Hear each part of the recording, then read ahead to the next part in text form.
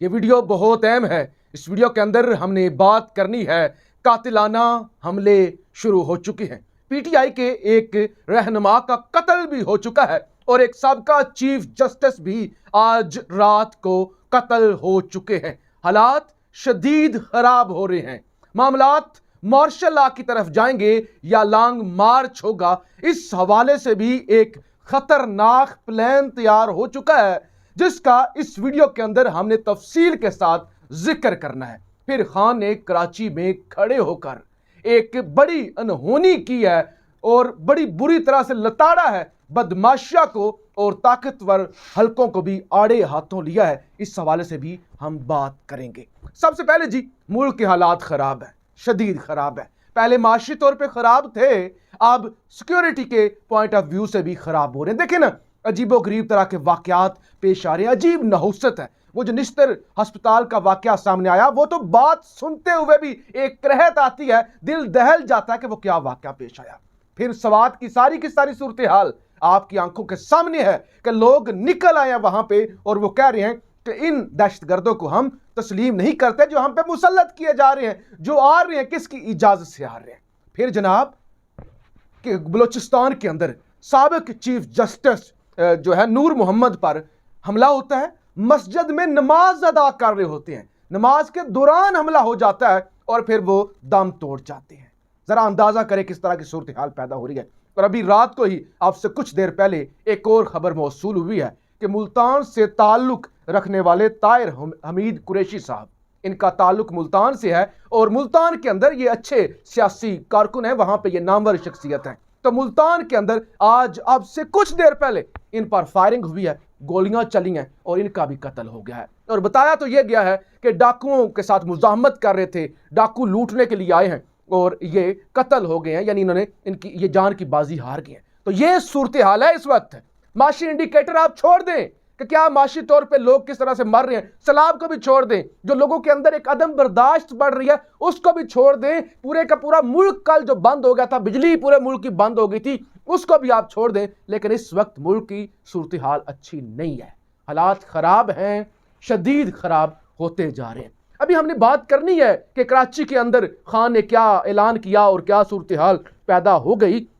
لیکن اس سے پہلے حالات بڑے خراب ہوتے جا رہے ہیں اور معاملات مارشل لا کی طرف بڑی تیزی سے جاتے ہوئے ہمیں نظر آ رہے ہیں اور خان کو اکسایا جا رہا ہے، خان کے ساتھ مائنڈ گیم کی جا رہی ہے، خان کو پھنسانے کی کوشش کی جا رہی ہے۔ چند دن پہلے ایک ویڈیو کے اندر مکمل تفصیل کے ساتھ میں نے آپ کو بتا دیا تھا کہ پلان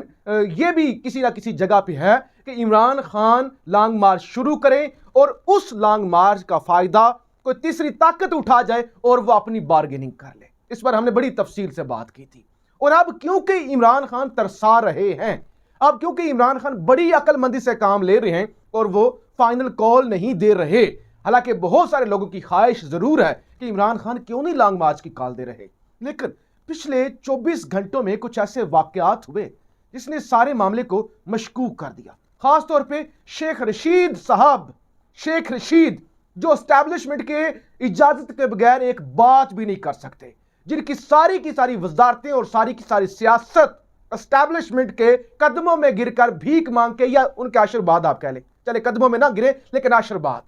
انہی کی مرہون منت وہ پالیٹکس کرتے ہیں۔ لیکن کل انہوں نے ایک تقریر کی اور سارے ملک نے بڑی واہ واہ کی کہ کیا شیخ رشید نے بات کی ہے، کیا شیخ رشید نے اپنے ہی مالکوں کے خلاف بغاوت کی ہے۔ لیکن جو لوگ سمجھدار ہیں وہ اس کو اس اینگل سے دیکھ رہے ہیں کہ شیخ رشید نے اشتعال دلانے کی کوشش کی ہے۔ حالانکہ آپ کو یاد ہوگا 25 مئی کو جب لانگ مارچ ہوا تھا، شیخ رشید صاحب ہمیں اسلام آباد کے اندر نظر نہیں آئے تھے اور کوئی بھی اہم رہنما اسلام آباد میں نظر نہیں آیا تھا۔ کارکن ضرور تھے، ورکر نے یہاں پہ جانیں دیں، مار کھائی، لیکن شیخ رشید نظر نہیں آئے تھے، چھپ گئے تھے۔ اور ابھی بھی جب بھی گرفتاری ہوتی ہے، کبھی ملک ریاض کے گھر میں جا کے چھپ جاتے ہیں۔ ہمیں شیخ رشید کی وفاداری پہ شک نہیں ہے عمران خان کے ساتھ، لیکن میں اس اینگل سے بات کر رہا ہوں کہ انہوں نے اشتعال دلانے کی کوشش کی کہ چڑھ جاؤ، فوری طور پہ لانگ مارچ کال دو، لوگ یہ کریں گے وہ کریں گے۔ پھر جاوید ہاشمی صاحب کی ایک ویڈیو وہ بھی گردش کر رہی ہے اور دوبارہ شاید اگر وہ پرانی ویڈیو بھی ہے اس کو دوبارہ پھیلایا جا رہا ہے کہ جیسے وہ کہہ رہے ہیں کہ عمران خان کال دو، اور یہ جج جرنیل اور یہ ساری اسٹیبلشمنٹ اور سارا معاملہ جو ہے وہ بھی ایک اشتعال دلانے کی کوشش۔ پھر کل جو کچھ ہوا جیو ٹیلی ویژن پر اور جس طرح سے وہاں پہ بیٹھ کر رانا ثناء اللہ نے ایک اشتعال زدہ انٹرویو دیا اور کہا کہ ہم الٹا لٹکا دیں گے، آؤ تو صحیح، ان کو ہم دیکھ لیں گے، اور اسلام آباد آ رہے ہو تو آؤ، واپس زندہ جاؤ گے یا نہیں جاؤ گے اس کی گارنٹی نہیں دی جا سکتی، اگر تم اسلام آباد پر دھاوا بولو گے۔ اور پھر بہت کچھ کہا گیا، آج یہ کہا گیا اور یہ حکومت مدت پوری کرے گی، کس میں جرت ہے کہ ہمیں گرا دے، یہ ساری باتیں کی گئی۔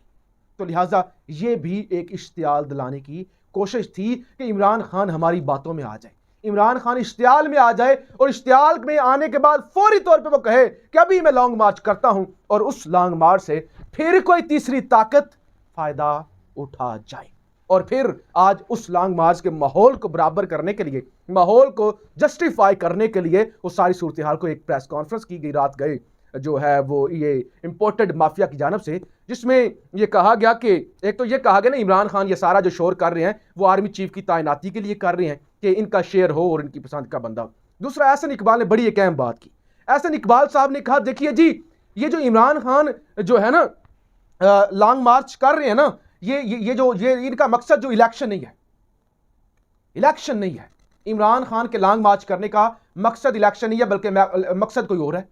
یعنی عمران خان کا تو پہلے دن سے مطالبہ ہے کہ الیکشن کا اعلان کرو، فوری طور پہ الیکشن، لیکن ان کا نہیں، ان کا مقصد کوئی اور ہے۔ یعنی ان کا اشارہ بھی اسی طرف تھا کہ عمران خان انتشار پھیلانا چاہتے ہیں اور عمران خان مارشل لا چاہتے ہیں، عمران خان اس طرح کا کیوس پیدا کرنا چاہتے ہیں۔ حالانکہ اب یہ ایک ماحول بنا رہے ہیں کہ مارشل لا اگر لگا تو وہ عمران خان کی وجہ سے لگے گا،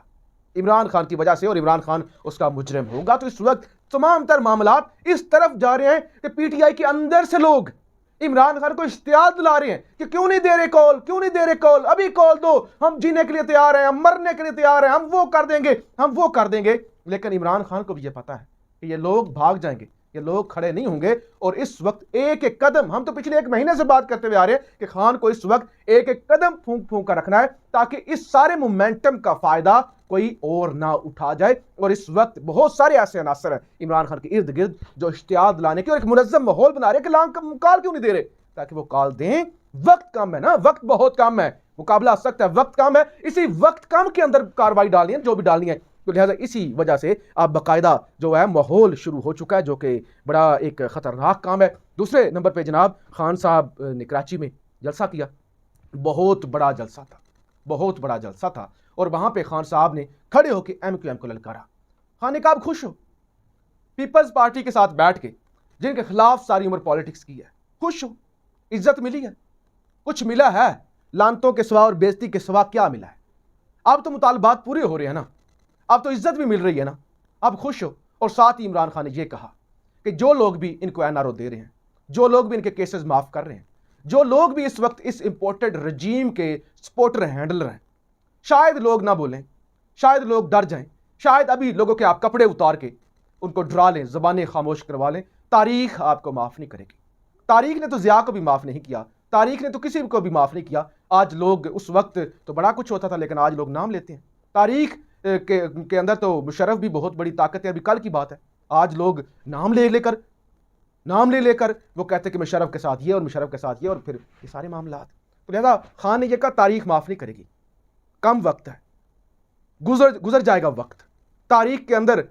آپ کو اچھے لفظوں سے یاد نہیں کیا جائے گا آپ جو کر رہے ہیں۔ تو یہ خان کی جانب سے ایک بڑا جو ہے وہ پیغام دیا جا رہا ہے۔ لیکن اوورآل اس ویڈیو کے اندر آپ کو بتانے کا مقصد یہ تھا کہ معاملات اتنے سادہ نہیں ہیں جتنے آپ لوگ سمجھ رہے ہیں، ملکی حالات وقت گزرنے کے ساتھ ساتھ خراب ہوتے جا رہے ہیں، اور اگر اسی طرح سے معاملات رہے تو پھر مزید کشیدگی کا خطرہ جو ہے وہ